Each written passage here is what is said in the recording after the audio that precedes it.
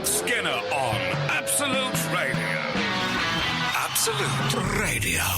Hello, and welcome to Not the Weekend podcast with Frank Skinner, Emily and Gareth. Hello. Hi. What a high energy kick off. That's what people want this weather. Lift them up out of the slush. Do they still call it slush? Oh, yeah. Good. Slush. Good. That doesn't change with the times. No, Slush is everything always else slush. does, though. Doesn't everything else change with it? Yeah.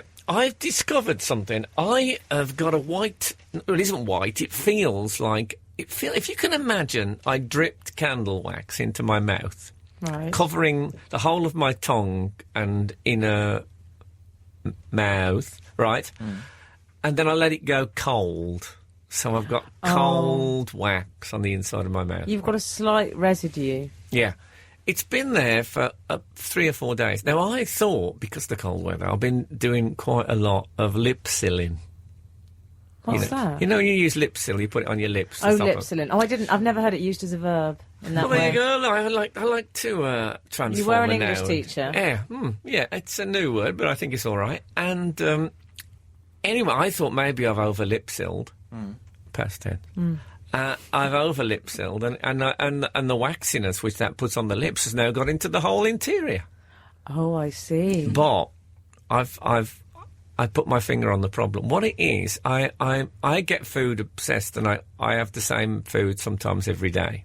Right. Yes, And you do. I've noticed that about you. Yes, my current thing is taramasalata.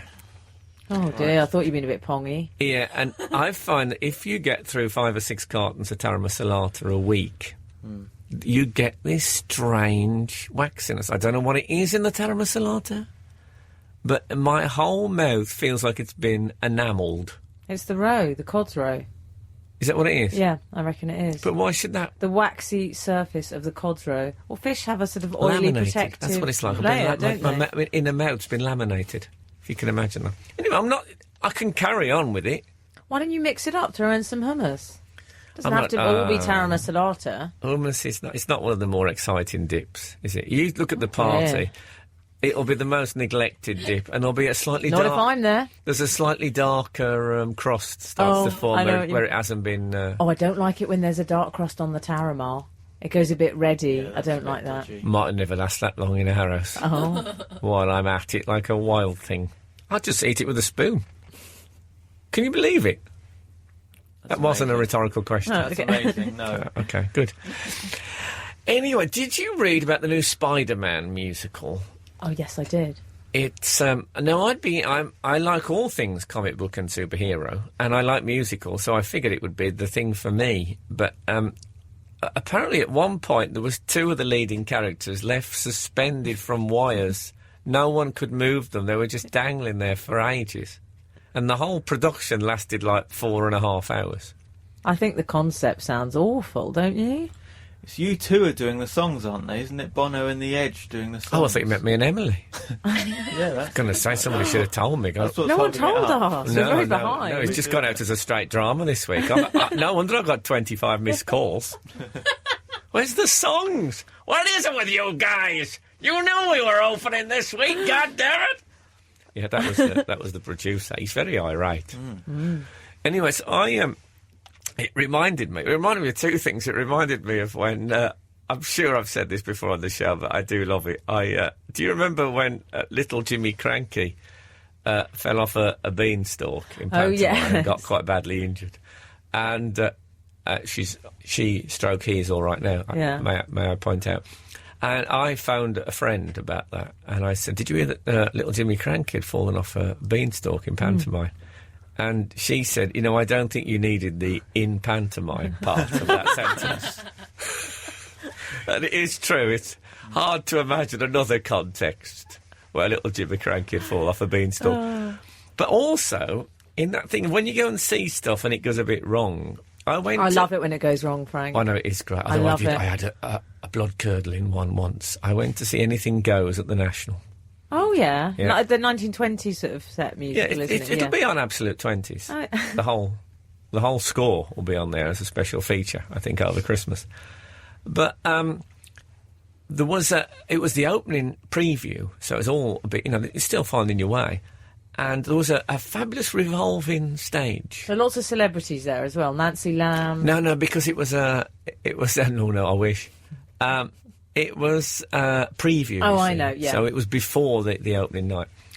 Anyway, the whole thing is like a cruise liner is the set, but they've got a big revolving stage, and one of the dancers got his foot caught in the revolving stage. Now, if you can imagine the sound of a homosexual man in his mid-20s with his foot caught in an enormous revolving, it was one of the highest and How did shrill. it go? He shrieked. It was more shrill than Yeah. anything I think I've. Wow. I can't even do it. It was in. It was.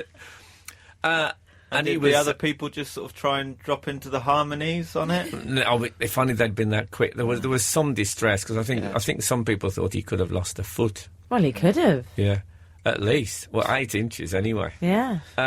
But They stopped the show for a while, and Trevor Nunn. Oh, that was big of them. Trevor Nunn came out and said we're going to have an informal interval now while we. Oh, Frank, did he have like a denim shirt and little half moon specs on and a clipboard? He had that look. I think he had a dog-eared script in his hand. Anyway, I think his specs are actually on a lanyard. Anyway, and he had trainers on, obviously. Of course, Natch. Yeah. Very battered. I think Dunlop green flashes, actually, but I mean battered to hell. Oh, I love Trevor Nunn. But apparently it ripped the guy's shoe in half. I mean, it's only a size 4, but even so, they're not cheap. And but he was fine. Same as Sven-Goran Eriksson. He's about 4, size 4. Is that right? Might be 5, yeah. I don't know how they walk on snow, those people. Don't they just go straight in? Hi, I'm one of them, so... What do you take? Size 3. Blimey. It's the one you can keep a shoe on. I don't need to bother with shoes. It's like you don't have enough horizontal to keep the shoe on, like an elephant. I don't know if you ever tried to put a shoe on an elephant. How dare you? But I meant it in a different way. You know, an elephant's foot is a continuation. It doesn't stick out. So you put the shoe on, it just slides straight off. Yeah. You can tighten those laces as much as you like. It's like a little stilt I have. Yeah. I once put elasticated, what they used to call Chelsea boots, 4 Chelsea boots on an elephant. It just steps straight out of them. Okay, so I had a theatrical disaster once. This happened to me. Uh-huh. Yeah. I was at the Edinburgh Festival with my family. I must have been about 11. And you know, when you go to the Edinburgh Festival, it was a production of Tommy that we were going to see. You know Tommy, guys? Oh, can you hear me? That's the one. And you were going to see it. Can you hear me? It wasn't a family production of Tommy. No, with the Acid Queen, no. Well, that role had a major influence on you, didn't it? And it was in a kind of makeshift... it was in a school, so it was in the school gym, not a proper theatre, obviously. Okay. Which meant you had to walk across the stage in order to leave. So at the interval, we go out. My parents are drinking Paul Masson California and Carafe, taking their time, as they did. Yeah. Having a few cigarettes. Oh, no, it hadn't. Chatting to theatrical people. I sense. We walk back in, and it's fine. My dad says, we can make it, it's fine. The lights come on, it's still fine. We're walking across the stage. The music starts up. A load of dancers run onto the stage as we're walking on the stage. Oh, no. They surrounded us. Oh, God. It was awful. It's the most... I cried. And did they dance around? I cried. I got back to my seat and I went, oh, my mum went, it's all right, darling. No one will remember. It was a lie. And here we are talking about it in 2010. Oh, blimey, that is a big one. There was a chubby woman tap dancing around me. I'll never forget it. It was awful. Yes. Well, yeah. I used to love that. They won't always do it, but they're worth asking, I find. Yeah, I don't know if you class this as a. I have to be very subtle about the way I tell this. I was in a thing called Cooking with Elvis. I remember. Yes, and my dresser was a very fabulous fellow, and we had many happy hours. But he was a prankster. And Is that what you call them? Yeah, and one night it was quite a dramatic scene. I had to walk on stage, and the woman was on her knees crying. You know what I mean? And anyway, I walked on. I was ready for my big drama thing, and I looked into the wings, and there he stood. I won't name him, but he how can I put this? He had a sort of a piercing. He had a Prince Albert. Oh. Yeah, and indeed, and Dick Cheney, as we used to. Laura had quite a nasty incident when she was doing Prince Albert at school with her in the girls' school that she teaches in. Prince Albert at Yes, school? She was, and What, she ran a impromptu piercing class? no, they. I want to know what the man did, though. The person in history, and Oh. so they Googled it. Oh. And, yeah. carry Oh on. no! Anyway, he had he'd exposed the Prince Albert, and he had a coat hanger through it with my next costume chain. He did not. hanging on it, and he just stood there waving and smiling. He did not. He did. Or was it Phil Jupiter's? It wasn't. No, it was definitely my next costume. I don't think it would have took the weight. Anyway, so that was. I wouldn't say it was a disaster, but it threw me. The biggest theatrical disaster I've been involved with is slightly amateur, but at school. Oh, that's a surprise. At school, I was involved in the troupe of children who was doing the maypole dance. Oh yeah. For the, Do you go to a the pagan school? Mayfair. No, a country school. Supposed to be Church of England, but you know. Oh yeah, but they still And, worship the pagan gods. Yes, we did the maypole dance, and we were practicing, and I think someone jerked it slightly, and the top of the maypole fell off Oh dear. onto the teacher's head and knocked her unconscious. You're joking. No. No. And we Did you all dance around her with it embedded in her head? No, we ran away, and we ran into the French block, and ran straight into the classroom, and the teacher said, "How dare you run into my classroom?" And we said, "Mrs. Chapman's dead!" And she wasn't dead. I but noticed, thought she Gareth, was. that you chose to run into the French block. I like that you did that. Why? Because you like a French theme. Oh, I see, yes. Yeah, Of yes. course. Was that? I mean, I'm assuming it was the nearest block, but it might not have been. Yeah. They might have passed a couple of them. Well, exactly. And was she all right, Mrs. Chapman? She was okay, yeah. While I was at school, I mean, maybe there were symptoms later on. I like the idea that it was embedded in her head, perhaps in such a way that they couldn't take it out without risking serious damage, so she had to keep it and had to wear her hair in multifarious ribbons for the rest of her life. Wouldn't that be a lovely story? And once a year, she let down those ribbons and her family and friends dance around her. That's the kind of... I suggest you maybe you put that onto the end of that anecdote Okay. to give it a mystical beauty that it currently lacks. At the moment, it's about accidents and mistaken mortality. There you go, that's part of Frank Skinner's anecdote workshop. Frank, I'd like to talk about one of our little regular features that comes up sometimes. Not foreign object in food. That's exactly what I want to talk about. Foreign object in food. It's been a couple of weeks. Well, exactly. And this week, there's been a mice found in noodles. A mice. Alive. A mouse. Two It says mice found Yeah, in it noodles. was. It was. Oh, was it two? Two found in a box Oh. of noodles. Yes, I read about They this. were nesting, I think. Oh. Well, it was a takeaway somewhere in Southend, I think. Well, Westcliff-on-Sea, which is actually Oh. the posh end. Oh, is it? I mean, there'll be some tutting going on. Yeah, and they found some dead mice, but then two living ones. And droppings on work surfaces. Of course. Yeah. There's Yeah. always droppings on work surfaces. Yeah. Unfortunately, they were human, which I think that means immediate closure, I think. Mice Oh, it's droppings, pretty you think. bad, isn't it? Mice droppings, what they just do, they just take an uncooked sesame bun and go around it like when you're taking bits off a coat with sellotape. No one's any the wiser. But you know what? At least they were alive. That's a lovely way of looking at it. Yeah. Yeah, but I don't know if they were... It doesn't say much for their cooking procedures, though, does it? But If they what- were in noodles and still alive. That's surely undercooked. Exactly. They just microwave them, obviously. But what do you think the health inspectors did with the live mice? Would they have been executed or Oh released? no, they don't release. They take them to the RSPCA, don't they? What, they give them to the cats? Yeah. Yeah, it's a tough. Once you're caught as a mouse, that's it. I think I know, but it's a good foreign objects in food. it is. It's excellent. Have we had any contact from the outside world? Well, we have. They do get in touch occasionally. In fact, I'd like to read something out, which is one of my faves, which is... Do you remember Gareth was talking last week about Disney World? I think we know what Let's happened. put it this way. Yes. I haven't forgotten. No. I don't think... If I live to be 100, I think I'll always remember that story. Just as a very brief summary, Gareth's parents went and left him and his two brothers at home when they were children, and they went on holiday. It's fair. Yes. Not on their own, people with people. But where did they go on holiday, Gareth? They went to Disney World. Yes. 2 adults with 3 Florida. children under 10 left at home. So, It explains a lot, doesn't it? I mean, I've got emotional issues. Well, yeah, but let's not bring them up now.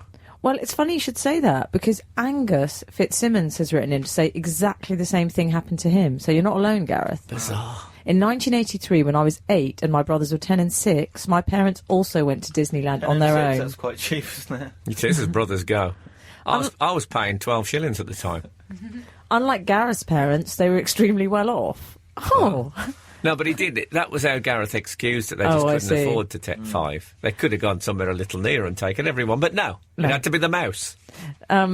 And had no excuse for this behaviour other than their desire to win the Worst Parents in the World competition for the 4th year running. Oh, dear, this I is don't big. like the sound of the previous 4 years. This What is did they do quite- there? I'm glad he hasn't told us about that. As a child, every week I would watch The Wonderful World of Disney on TV, which started with footage of Tinkerbell flying over Disneyland, and think very dark thoughts indeed. Gareth, I feel your pain and am proud to call you brother. Angus in Australia. I love Angus. It's nice. Yeah, I honestly thought that wouldn't have happened to anyone else on the planet. Yeah. It seems I'm such an amazed. incredible story.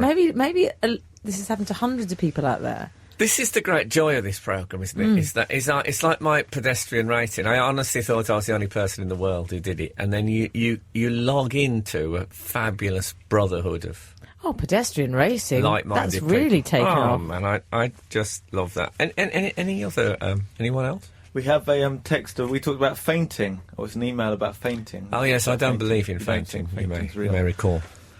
2 quick things. Firstly, regarding fainting. Many years ago, a good friend of mine had been trying to pluck up the courage to ask a girl out who he had fancied for ages. We saw her in a nightclub, and in the heady days when DJs played slow songs, he asked her for a dance. I remember the killer slow song, Eddie Holman, Hey There Lonely Girl. If you didn't have a girl in your arms for that, you were nobody. We had Spandau Ballet Gold. Oh, no, True. Yeah, I don't think it was out when I was at school. Neither was I, come to think of it. dare you? I think we had E17 Steam. Oh, that's romantic. Getting more and more modern all the time.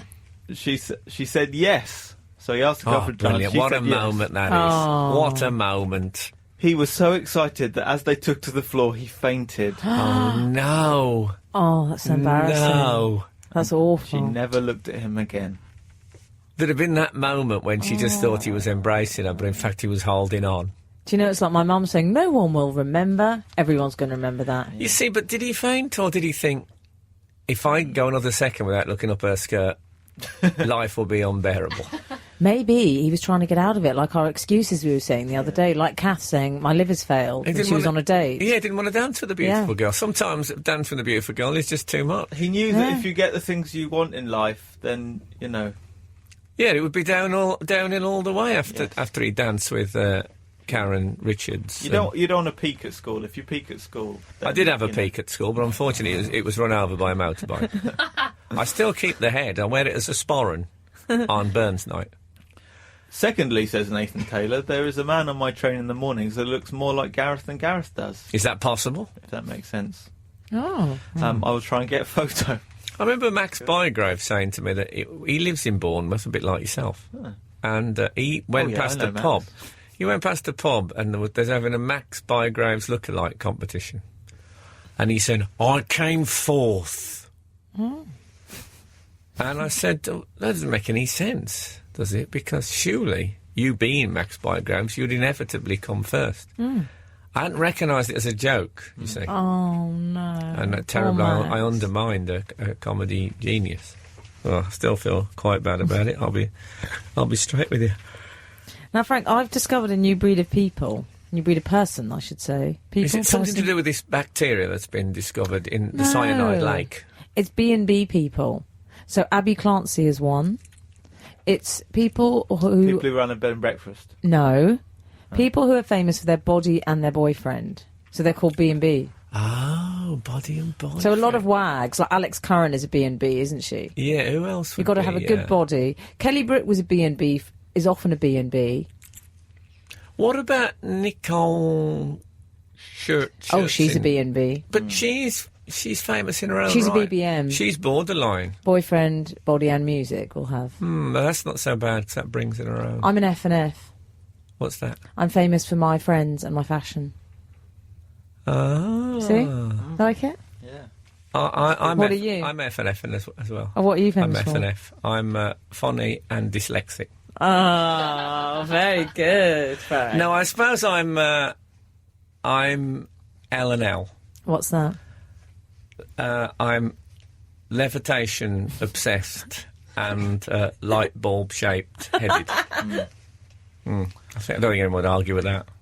I What think do I you might care? be B&B as well, but Bournemouth and Blanc. Oh. Bournemouth and Blanc. I'm loving I it. was- Shall we have a quick one? Oh. It sounds quite Bournemouth. I can imagine being on the front at Bobo. On the, Do you know what, Frank? the prom. I was very relieved when you said Bournemouth and Blanc. I thought you were going to say body and boyfriend. I was a bit Yes. nervous. No, we're not ready for that yet. For what? Killing people For and that. keeping them at home for company. I think you're right to fight that. You know what I've got here? What? Foreign object in food. Also, Yeah. There's another one, isn't there? there's an Egyptian An Egyptian cricket. an Egyptian cricket found in a bag of greens. It flew here from Egypt. Have you seen the picture? That it's about a foot massive. across. It's a monster. Oh my! I mean, it's a 5-day test match of a cricket. It is. It's terrifying. Bigger than a thumb. And with Well, wings. you've slightly reduced now the impact by saying it's bigger than a thumb. I'm saying it's bigger than one of those beach huts you get at Brighton. Oh, can you imagine that fluttering around in your no. mouth? It reminds me, but me and some other bad lads went into the biology I lab. like the bad lads. Yeah, we went in- Did you hang out with the bad lads? Yeah, I did. I was artist in residence. Oh, with the bad lads. Yeah, and All we- right, brains. We went We went into come on, light bulb, Yeah. and we went into the biology lab break time, and they had locusts in a glass case. Oh, well, we had those. And we were messing about, and one got out, and suddenly the bad lads are going, woo! And they're absolutely. I mean, it was not too far away from the sound made by the Anything Goes dancer. Terrifying. I hated those little jars. Oh, it was horrible. No, it wasn't in a jar. It was in quite a big. It was like a terrarium. Oh, Frank, you mean it was? Oh, it was a proper one. Yeah, it was. He had. They used. I think they used to. Was it the cockroaches that ate each other? Oh, I don't know. One of Do them they? always- Gerbils. No, I don't think What it was. gerbils? Germans? Was it the Germans? Yeah, that Armin Mivers, the German cannibal. That's what I Oh, was he's one of thinking my favourite criminals. I knew we'd get Body to and boyfriend. we'd get to it in the end. What was the queuing thing you were on about? Oh, yeah. Well, something happened. I went to a sample sale. You know, sometimes in fashion, you get to go to a sample sale. Where you get the urine of the top models. No. You're in prison for 3 days. I'd love that, though. Cozy. No, what you get... No, because I wouldn't eat much. No, what you get to do is you get to go to a sample sale, so you get sort of stuff that hasn't been sold, offcuts, if you like, and you get it very cheap, Okay. indeed. So you can always look the part. Well, I went to one of these sample sales, and it was in the snow, and there was a long queue, and I got there, saw a girl I knew, said my hellos, but what did you then, Frank? You have to go to the back, don't you? Like everyone else. Some girl came over, just joined a friend, 5 places in front of me. That's not allowed. You I can't be a sort queue of- joiner. I sort of think. Oh, don't although say I'm it's quite okay. strict on queues, I sort of think if you're joining a friend, Yeah.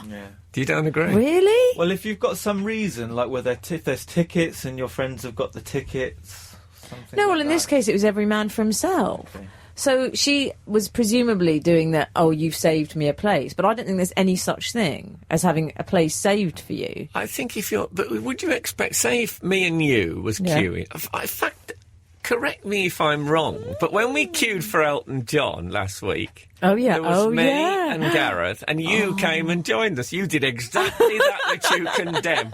Am I right or am I wrong? God damn! And here comes Elton John. Watch out!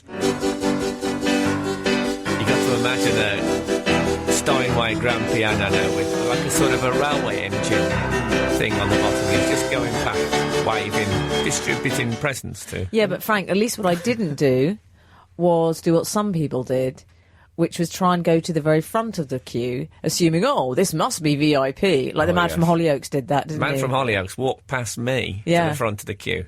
Cheek. There's people got any And then sense we of that? waited and thought he's going to have to do the walk of shame now. Back to the back. What do you walk think? back I'll tell you past what I the don't like. When you go into somewhere like a restaurant, cafe, Starbucks, whatever, and some people will come in and then they'll put their stuff on a table, on the chairs, put their coats on the chairs, then they go and queue behind you. Yes, that's not allowed, The is it? idea, that's morally incorrect. Well, that's part of the queuing process, isn't it? It's for the table.